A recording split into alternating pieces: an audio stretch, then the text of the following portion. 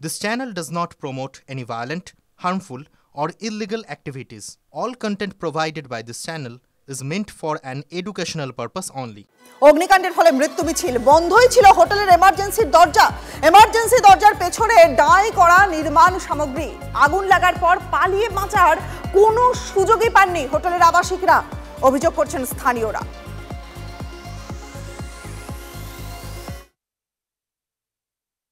বছরখানেক আগে ঢাকুরের একটি বেসরকারি হাসপাতালে যে ঘটনা দেখেছিলাম, এবার একই ঘটনার সাক্ষী থাকতে হলো মেছুয়া বাজার। ঠিক দোতলায় সেই ইটের গাঁথনি অংশে ছিল রেস্তোরাঁ।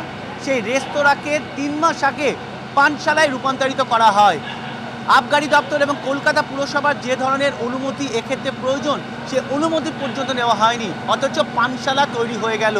স্থানীয় বাসিন্দাদের অভিযোগ, আশেপাশে রয়েছে স্কুল এবং বিভিন্ন মন্দির, সেখানে এই ধরনের পানশালা কিভাবে তৈরি হয়? এই পানশালা তৈরির জন্য যাবতীয় নির্মাণ সামগ্রী সে আপৎকালীন গেটের সামনে রেখে দেওয়া হয়, যে কারণে সে আপৎকালীন দরজাও খোলা সম্ভব হয়নি বলে সূত্রের খবর। পাশাপাশি ফায়ার এক্সটিংগুইশার বা অগ্নি নির্বাপন যন্ত্রগুলোর একাধিকই মেয়াদ উত্তীর্ণ। দমকল সূত্রে জানা গিয়েছে যে ভেতর থেকে প্রায় 8 থেকে 10টি দমকলের ফায়ার এক্সটিংগুইশার উদ্ধার করেন। সেই জায়গায় দাঁড়িয়ে যায় সেগুলো বেশিরভাগই মেয়াদ উত্তীর্ণ। এর দায় কে নেবে? পুরসভা, দমকল, পুলিশ, নাকি সবাই মিলে সমবেতভাবে দায় নেবে, নাকি শুধুমাত্র হোটেল মালিকের ওপরেই দায় চাপানো হবে? সেটাই কিন্তু এখন দেখার। কিন্তু এই ধরনের ঘটনা অতীতেও দেখা গিয়েছে, তারপর কমিটি তৈরি হয়েছে, কিন্তু সেই কমিটি কতটা নজরদারি রাখে সেটা কিন্তু প্রশ্ন তুলে দিল মেছুয়া বাজারের এই মর্মান্তিক ঘটনায়।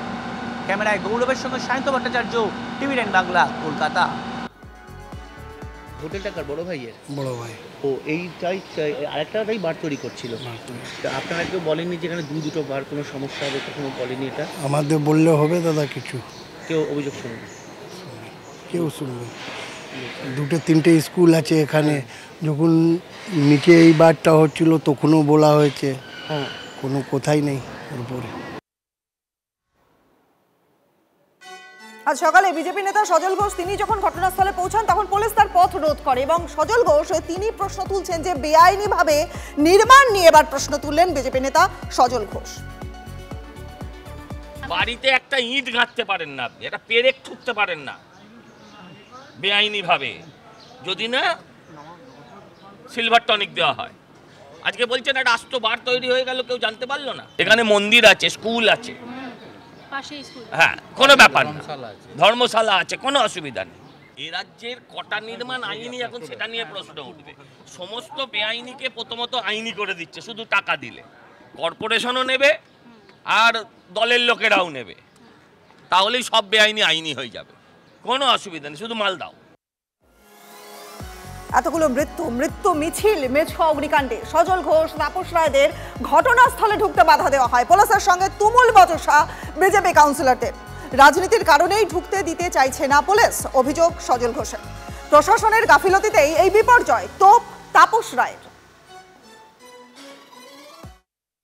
যেহেতু আমার গায়ের রংটা আর ওদের গায়ের রংটা ম্যাচ করে না, সেহেতু আমাদের ঢুকতে দেবে না। আমি বসে থাকবো এখানে, যদি আর কেউ আসে তাহলে কিন্তু তখন কিন্তু অন্য কথা হবে। এটা দুর্ভাগ্যজনক। আরে টাকা খেয়েছিস বলেই তো আজকে এই অবস্থা হয়েছে। ভুঁড়িগুলো দেখলেই তো বোঝা যায় কত টাকা ঢুকে আছে পেটের ভেতর। আমি এখানে বসে থাকবো, যদি আর কাউকে ঢুকতে দেয় তখন কিন্তু এদের গলা টিপে ধরবো। কি বললো আপনাকে? কলকাতা শহরের বুকে এতগুলো মানুষ মারা গেলেন, তারা ভিন রাজ্যের মানুষ, সেই রাজ্যের কাছে বাংলার ইজ্জতটা কোথায়? আমরা তো লোকজন দল বল নিয়ে আসিনি, আমরা দুটো মানুষ এসেছি। lackadaisical government number 1 and number 2 হচ্ছে যে নন গভর্নেন্স। কোনো গভর্নেন্স না থাকলেই এই ধরনের ঘটনা ঘটে। অনেক কিছুই হয় না, কিন্তু এই আমলে, এই 14 বছরে, এই তৃণমূলের আমলে বহু কিছু হয়েছে। এই নিয়ে কত প্রতিবাদ তো করেছি, কিন্তু কোনো ফল পাইনি। সেদিকে মানে টার্ন ডিফিয়ার, মানে দেখতে হবে সেটাকে।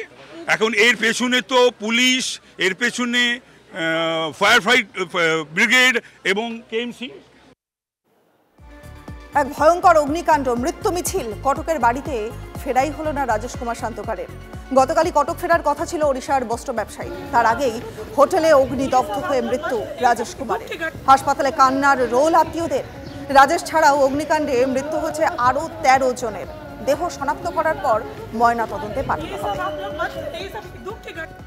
7:30 बजे होटल में ढुके हैं, 8:30 बजे का ट्रेन था, हम निकलेंगे, इतने में आगुन लग गया तो हम घुटने सुनकर मौत हो गई। कल रात को ही ट्रेन जी जी जी 8:30 बजे का ही था। अच्छा, आया था कब? आया तो हमको पता अभी जाएंगे, बात नहीं हो, मेरा बात करना पड़ेगी। अच्छा, आप लोग को कब खबर मिला? अकेला आया था? अभी सुबह मिला। अकेला आया था? हमको कुछ भी नहीं मालूम। মেছুয়ার হোটেলে ভয়াবহ আগুন লাগার ঘটনায় 14 জনের মৃত্যু হয়েছে। এই 14 জনের মধ্যে 11 জন পুরুষ, 1 জন মহিলা এবং 2 জন শিশুও রয়েছে। তাদেরকে প্রথমে বিভিন্ন হাসপাতালে নিয়ে যাওয়া হয়।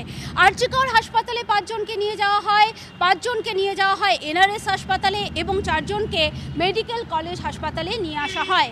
তারপরে তাদেরকে মৃত বলে ঘোষণা করা হয়। পুলিশ প্রশাসনের সাথে কথা বলে দেহ শনাক্ত করা হবে, তারপরে দেহ ময়নাতদন্ত করা হবে। ক্যামেরা সূর্যেন্দুর সঙ্গে সোমা, TV9 বাংলা, কলকাতা। বাজারে কেনাকাটা করতে যাওয়ায় প্রাণ রক্ষা হলো কয়েকজনের। বড়বাজারে ঋতুরাজ হোটেলে ফিরে দেখেন সব পুড়ে খাক। আগুনের গ্রাসে লক্ষাধিক টাকার জামা কাপড়। কাজ করেনি অগ্নি নির্বাপন ব্যবস্থা, জল না আসায় বাড়ে বিপদ। বন্ধ ছিল এমার্জেন্সি গেটও। বলছেন বরাত জোরে বেঁচে যাওয়া আবাসিক। हम जब रात को हम मार्केट में शॉपिंग कर रहे थे, हमको जब होटल जाने का टाइम आया तो हमने दुकानदार को बोला कि हमको उस होटल पे जाना है, हमारा सामान छोड़ दो। दुकानदार ने बोला वहाँ पे पूरी आग लगी हुई है। हम वहाँ से तुरंत अपने होटल की तरफ भागे, बट हमको वहाँ को जाने नहीं दिए। घूमते फिरते हमने 1-2 होटल देखा, अच्छा नहीं लगा, फिर रात को यहाँ पर आए। हमारे पास कुछ भी नहीं है वहाँ पर, ना कोई सामान मिल रहा है, ना कोई अपडेट कर रहा है, कोई हेल्प नहीं कर रहा वहाँ पर। तो रूम में चेक इन कराया, मैंने अपना ट्रॉली लगेज रखा। उसके बाद मैं एक पार्टी से मिलने बड़ा बाज़ार चला गया। पार्टी के पास 1-1.5 घंटा बैठा। वहाँ से आने के बाद जैसे ही होटल में इन ही कर रहा था तो भगदड़ मची हुई थी। होटल में आग लग गई। मेरा लगेज तो सर रूम में ही था ना, चाबी तो मेरे पास ही है। सर नुकसान तो है, पूरा शॉपिंग वॉपिंग किए थे। अमाउंट तो क्या ही बोले सर, उसमें मोटा मोटी 40-50 हज़ार के आसपास का होगा।